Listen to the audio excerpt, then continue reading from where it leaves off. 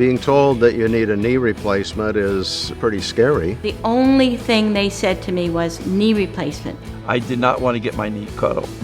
I just felt as if there should be something else I could do. Minimally invasive sounded a whole lot better than cutting your knee open, totally replacing the knee. After the procedure, I walked out like I never had anything wrong. It was amazing, absolutely amazing. I'm just exceedingly happy with the results. I don't know what to say. It's incredible feeling of freedom and being able to walk again. It's just amazing. This is an amazing, amazing group, and I would recommend it to anyone. I was just thrilled. I couldn't say enough about advanced regenerative orthopedics.